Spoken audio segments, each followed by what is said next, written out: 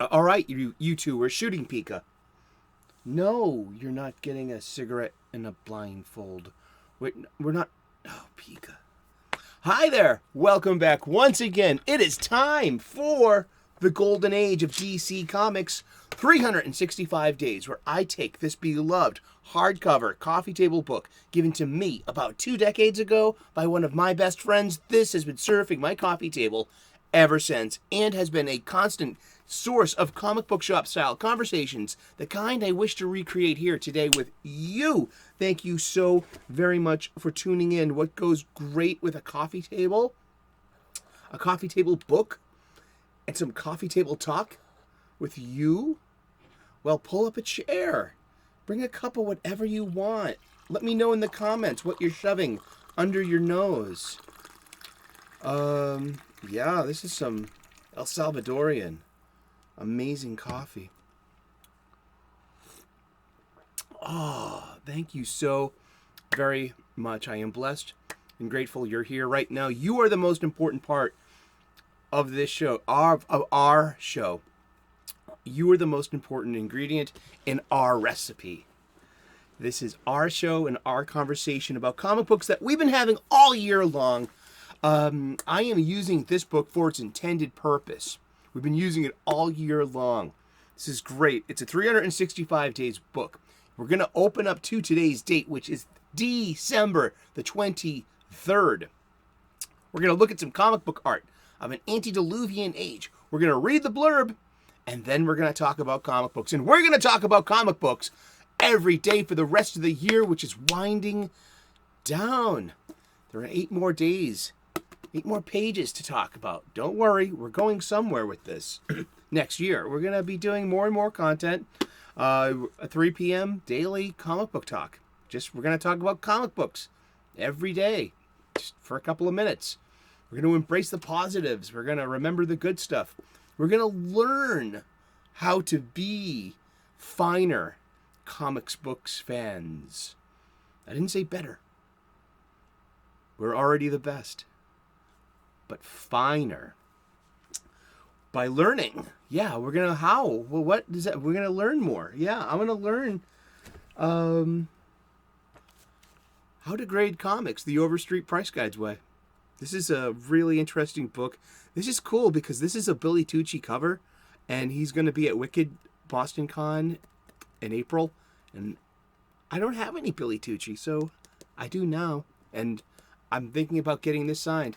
Yeah, this is about how to value comic books, what to look for. They use, like the 10-point grading system. Near mint, to fine, to good, and things to look out for. Corners, browning, stapleware. Rounded corners. We're going to learn about this all going through and boxing, bagging, and boarding my entire collection. I need to rebag and board and box everything. So let's use it as an excuse to learn more about comic books. This is about the golden age of comic books, about DC comic books in particular. The Golden Age runs from 1938 until 1955. The Silver Age between 1956 and 1970. The Bronze Age, I'm a Bronze Age baby myself, between 1970 and 1985. And the Copper Age begins in 1985. I get those standards and definitions from the Overstreet Comic Book Price Guide. And this is the most current edition as well. I just got a new one. Love this book. Overstreet's going to be a big part of the show going forward. So basically, these are the books we will be following next year. If you want to get them at home, I'll leave the links in the descriptions to both. And yeah, this was next year's syllabi. Syllabus? Because it's only one, so it's a syllabus. Silly boy. But this is a 2004 Abrams Press publication, written and curated by Les Daniels, Chip Kidd, and Jeff Spear. There is a link to its Amazon page in the description, so please get your own copy. Give a book a second chance. I did. I've had a great experience all year long talking about comic books. Once a day, every day. So let's get to it. I hope you are clobbering your problems and not being clobbered by them. I really like this art. It's art by Win Mortimer. It's from the cover of World's Finest Comics, issue number 63, March-April of 1953. And a caveat, just to let you know, that there were no Batman-Superman team-ups until World's Finest number 71 in July of 1954. We're going to come full circle on that. But they were always on the covers together to sell more magazines. But there are no Batman-Superman team-ups before 1954. Or are there? That's what we're talking about today. We're going to get to that. But look at that wonderful Golden Age art. I mean, that's a Batman and Robin. That's a really great Superman. I mean, you don't even have to have a conversation about red trunks in this. It's obscured by the newspapers. And they're all each holding a different newspaper. There's the Gotham Globe. There's the Daily Planet that Batman's holding. That's Superman's Metropolis newspaper. There's the Gotham Gazette. There's but one thing I want to point out, one of my favorite notes of it's on again, off again in continuities, but my favorite kind of Batman continuity there is no photographic evidence of the Batman, and because that's something subtle, and because it goes into like, oh, you're a myth, oh, you're real. It's like what Hal Jordan says to Batman in Justice League number 1 in the New 52. But Jeff Johns, like, wow, you're Batman, you're real. I love that reaction. I love that, oh, Batman's just a myth. I love that part of Batman's mythos, if it's available, because then also you have a public Batman too. So that comes and goes and waxes and wanes depending on, what story needs it to be. But for the most part, I feel that, Batman's usually a public kind of character. People know Batman, that he exists, and that there's plenty of photographic and televised evidence of the dynamic duo. But let's read this blurb, okay? Then we'll start talking, huh? Shut up and start talking, Eric. All right. This looks like an outstanding example of team spirit, with each newsboy selling a different newspaper touting the exploits of one of his colleagues. Superman has a conflict of interest, however, since he's selling copies of the Gotham Gazette, even though he works for the Daily Planet. Waka waka. Well, maybe they both belong to the same conglomerate. Hey, ain't that the truth? As was always the case, this World's Finest Comics cover had nothing to do with the issue's contents. Since the three heroes weren't teamed inside, instead Superman impersonated Hitman Dasher Drape, his exact double except for a mustache, while in a separate story, Batman and Robin apprehend Bix Gelby, a crook with an elaborate scheme for extorting money from other criminals. Yeah, so this is from World's Finest Comics, issue number 63, March-April of 1953. And so superheroes fell out of, I'm going to read this from, you guessed it, the Wiki. That's right. That's a Rich Evans reference. I love Red Letter Media. They're big inspirations of mine. ATST, ATST. I love that laugh of his, man. He would make a good Joker. I think, let's vote Rich Evans for the next Joker. That would be great. Okay, but when superheroes fell out of vogue in the early 1950s, DC shortened the size of the publication to that of the rest of its output, leaving only enough space for one story. That's right, World's Finest used to be a bigger comic book. This led to Superman and Batman appearing in the same story together, starting with World's Finest Comics, issue number 71, July of 1954. The title often depicted Batman gaining superpowers as a way to avoid having him being overshadowed by Superman. Here's a good one, though. Lex Luthor and the Joker first joined Forces in issue number 88 of June of 1957. That's interesting. I like that. But wow, that's the first time that Batman and Superman ever teamed up. Or so we think, or so we could be led to believe. Well, it's on a different media, it's in a different medium. It's on the radio show. Now, Superman had a long-running radio show from like 1940 to 1955, where it was then replaced by its own TV show. So that kind of just followed its own thing. But Batman was never on the TV show. Yet Batman was a regularly appearing character on the Superman radio show. Sponsored by Kellogg's P.E.P. Pep. Superman wants you to eat a delicious, healthy, nutritious cereal in the morning, kids. Ask your parents to buy Kellogg's Pep. Yeah, Kellogg's did a lot of ads on the radio show. I listened to a lot of the Superman radio show. And like The Shadow. And there's you can find it on the internet, like old time radio shows. We've talked about it before, but the Adventures of Superman radio show ran for. I'm getting this actually from it's from an old time radio catalog, which they can also fabricate audio compact discs or MP3 CDs at some kind of price. I'm not going to give them away yet. The Adventures of Superman radio show ran for 2,062 episodes between 1942 and 1951. There we go. Okay.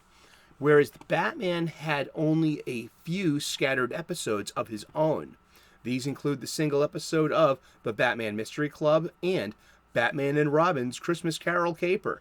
However, Superman on the radio needed the help of the Caped Crusader and his sidekick Robin on several occasions. To be sure, Batman was more likely to be written into the plot when Superman star Bud Collyer was due for some time off. But Batman was an important part of Superman's radio world. On the radio, Superman was able to deduce Batman and Robin's identities by using his X-ray vision to look under their masks. In December of 1945, Superman is in desperate need of the dynamic duo's aid. In the previous story arc, the Atom Man discovers that Superman is rendered helpless by kryptonite. And this is where kryptonite gets invented and imported over to the comic book. This is great. We've talked about that before. The K element that's invented for the radio show becomes kryptonite. Indeed. Although Superman escapes the Atom Man, there are still some pieces of kryptonite out there, so he enlists the help of Batman and Robin since they are not affected by the otherworldly substance. And also, I remember listening to a few of these Batman-oriented Superman episodes. One thing that always struck me that I have never seen or felt in any other representation of Batman was that there was a Bruce Wayne voice. He was a bit, like, aristocratic, a bit, white collar, one could say. But the Batman's voice was pure Gotham neighborhood. I grew up in South Boston, Massachusetts. Here we have a local accent. We do. The same goes for our cousins in New York City. That the different boroughs, you can tell where you're from by just an inflection in your intonation. But New Yorkers have their own wonderful accents, as do people from, down south or Texas or California. There are just regional there are just regional ways to speak. You can tell. I love the Australian accent myself. Hello, ladies. Australian ladies, hi. Call me. Right here. Sorry, let me sip on this coffee. Wet my whistle. One could say. And it is wintertime, too. I mean, winter just started. Make sure that, you're protecting your lips. I want to remain kissable. You never know. Lucky girl out there. Or gal. Or old lady at my point here. But here we go, back to Batman, though. But the Batman's voice, his characterization, had this very urban neighborhood, this New York, Boston neighborhood kind of, thing to it. This 30s movie tough guy, spin to it. I just, it was really interesting. And it was a great way to, to put some distance between Bruce Wayne and Batman as characters. We often see, like, the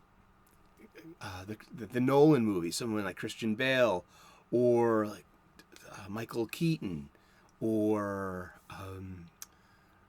God bless you, Kevin Conroy. These great renditions of the three-part role of Batman. There's Bruce Wayne, the public persona. There's the Batman, and in the middle there's Bruce, and he's both, and it's played just a little subtly differently, but it's there. And Adam West plays that very good as well as in the Batman 66 show. The whole three-part Batman. It's not a two-part Batman, it's a three-part Batman. There's Bruce, the public Bruce, the Playboy. There's Batman, the Caped Crusader, or the Dark Knight, whoever, whatever lens you want to use. But then in the middle, there's a Bruce. Yes. But yeah, so the Superman, and here's the kicker too. There was no Batman radio show. Can you believe that? How about that? I mean, Batman was, Superman was the most popular publication character at National Periodics, which became DC. But DC itself comes from Detective Comics. So Batman was just as popular as Superman, one could say. Maybe just a little less. I mean, I'll have to look that up about, who was more popular in the 40s. In the 1940s. Batman or Superman? Why not? Let's look it up. When did Batman become more popular than Superman? Was Superman popular in the 50s? Who's the most popular superhero? Based on comic sales, Captain Marvel at Fawcett Comics was the most popular superhero of the 1940s, outselling even Superman. So Superman was basically, number one at National / DC Comics, and then came Batman, Wonder Woman, and Flash and Green Lantern, and the rest. But yeah, Superman was definitely top dog in that stable. But there was no Batman radio show. Isn't that interesting? Wow. I don't know if I learned that or if I was just reminded of that. I think I would have heard a Batman show by now, because I've heard a lot of these Superman radio shows. They're really fun to listen to. I mean, the commercial bumps, it's special effects, music, sound effects, music, and actors, and it's always charming to see these behind the scenes of a radio play, like how you clap two things together to make a noise, like a gunshot, like Superman, watch out! Oh no! Drop! Hey, don't worry, I caught the bullet midair. Something like that. Well, thank you so very much for tuning in. We've been talking about comic books, and we're going to talk about comic books, you guessed it, every day for the rest of the year, which is winding down. We are going to be talking about comic books every day at 3 p.m. U.S. Eastern, going into next year as well. I promise you, if you put on those notifications, you will eventually learn how to tell time. Hey, it's 3 p.m. U.S. Eastern. The show's on. Let's come and watch the show. Bring your own cuppa. Pull yourself up to this coffee table. You are welcome here. Bring some friends. Tell someone, hey, you like comic books? Well, you got to tune into this guy. We're having a great conversation. It would be going on all year long. Thank you so very much. God bless. Namaste. Good luck. like and subscribe. I would love to earn your subscription. We make daily content here about comic books. We make regular content here. I make soup videos. I'm a professional chef. I make soup. So I share that soup with the internet. I do. It's nutritious, it's delicious, and it's beautiful. And I'm very proud to have a good skill set and to feed great people. And I can show you how to do this at home, too. So tune in for some cooking videos, spirituality, positivity, and we will see you again tomorrow. Yeah. Cheers. Bye-bye.